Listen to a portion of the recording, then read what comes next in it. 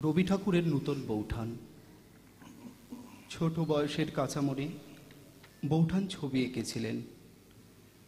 সে ছবির বুকে কান পাতলে ভেসে আসে গানের সুর, ঘ্রাণে এসে লাগে ফুলের গন্ধ। গঙ্গাবক্ষ জল থই থই, বাতাস বইছে জোরে, হাওয়ার সাথে পাল্লা দিতে চায় জলের ঢেউ। এমন একটা সময় যখন মন আপনা থেকেই ভালো হয়ে যায়। জ্যোতি দাদা খেয়ালি মানুষ। স্ত্রী কাদম্বরী আর ভাই রবিকে নিয়ে তিনি উঠেছেন একটি বোটে। সন্ধ্যার নরম স্নিগ্ধতায় কোচানো ধুতি আর বেনিয়ান পরে জ্যোতিদাদা বেহালা বাজাচ্ছেন। কাদম্বরী আর রবি মুখোমুখি বসে। বেলফুলের আলতো গন্ধে সবটুকুই বড় মায়াময়। সে রাতে কয়েক মুহূর্তের কিছু কথায় আটকা পড়েছিলেন তারা। রবি, অমন করে চেয়ে কি দেখো বলো তো? আমাকে কি প্রথম দেখলে? হয়তো তাই বৌঠান, আমাদের প্রতিদিনের দেখায় তুমি তো পুরনো হও না। নতুন নতুন রূপে তোমায় খুঁজে পাই, ঠিক আকাশের চাঁদটার মতো। খুঁজো না রবি, আমার মনটাকে নিয়ে এমনি করে উথাল পাথাল করে দিও না তুমি। খাঁচার পাখিকে অমন করে আকাশের প্রলোভন দেখিয়ে কেন তাকে আরো কষ্ট দিতে চাও? থাকতে দাও না তাকে তার মতো। তুমি তো খাঁচার পাখি নও, তোমার মনে আজ তো একটা আকাশ দেখেছি আমি। রবি, হ্যাঁ বৌঠান, সেই সত্যকে ঠাঁই না দাও, অবহেলা করো না। সে সত্যিই যে আমি বাঁচতে চাই। তবে কেন এই দূরে সরিয়ে দেওয়ার ছলনায় আমায় তুমি বিদ্ধ করো? আমি আমি তোমায় দূরে সরিয়ে রাখি? তুমি আমাকে দূরে সরিয়ে রাখো। এত কুণ্ঠা তোমার, এত ভয়। বৌঠান, একটিবার আমার চোখে চেয়ে দেখো বৌঠান, একটিবার দেখো বৌঠান। আমার সমস্ত কবিতা তোমার জন্য অপেক্ষা করে আছে বৌঠান। বৌঠান,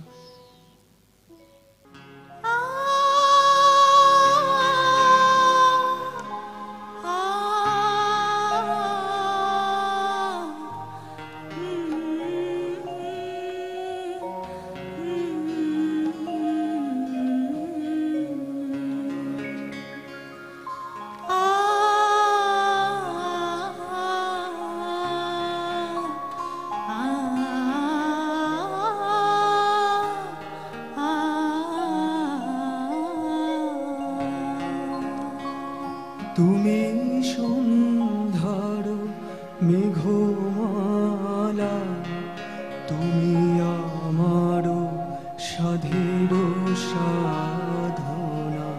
তুমি সন্ধ্যার মেঘমালা, তুমি আমার সাধের সাধনা।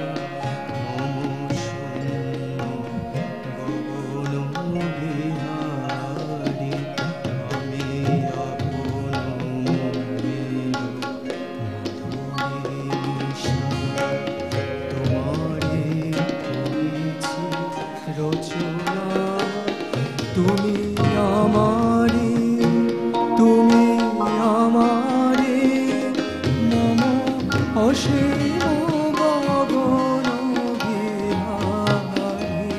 তুমি সন্ধ্যার মেঘমালা, তুমি আমার সাধের সাধনা।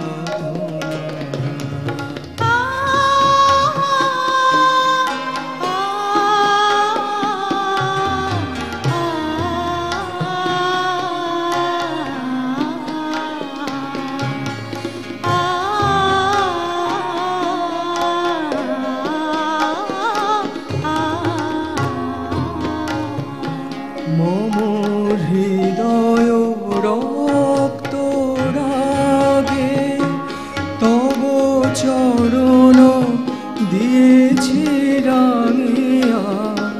মম হৃদয় রক্ত রাগে তব চরণ দিয়েছি রাঙিয়া। ওই সন্ধ্যা স্বপ্ন বিহারী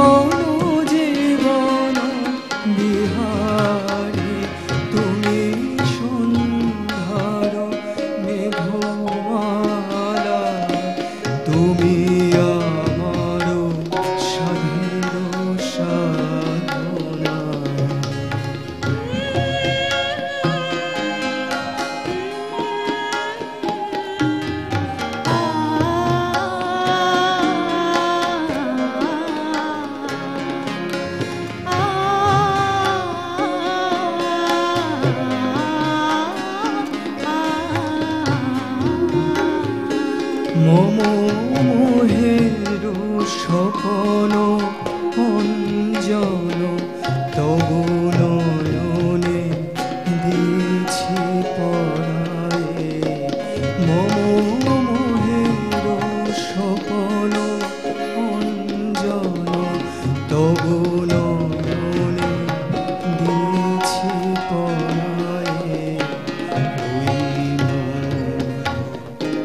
নয়ন বিহারী মম সঙ্গীত তব অঙ্গে অঙ্গে দিয়েছি জড়ায়ে জড়ায়ে। মম সঙ্গীত তব অঙ্গে অঙ্গে দিয়েছি জড়ায়ে জড়ায়ে। তুমি আমারে তুমি আমারে মম জীবন মরণ বিহারী। তুমি সন্ধ্যার মেঘমালা তুমি আমার সাধের সাধনা। মম শূন্য গগন বিহারী আমি আপন মনের মধুরী নিশায় তোমারে করেছি রচনা। তুমি আমারে তুমি আমারে মম অসীম গগন বিহারী। তুমি সন্ধ্যার মেঘমালা তুমি আমার সাধের সাধনা। রবীন্দ্রনাথের লেখা ভগ্নহৃদয় কাব্যগ্রন্থ সদ্য প্রকাশ পেয়েছে। সেই কবিতার বই পড়ে মোহিত হয়েছেন ত্রিপুরার মহারাজা বীরেন্দ্র মাণিক্য। দূত মারফত তিনি পাঠিয়েছেন মানপত্র আর কিছু উপহার সামগ্রী।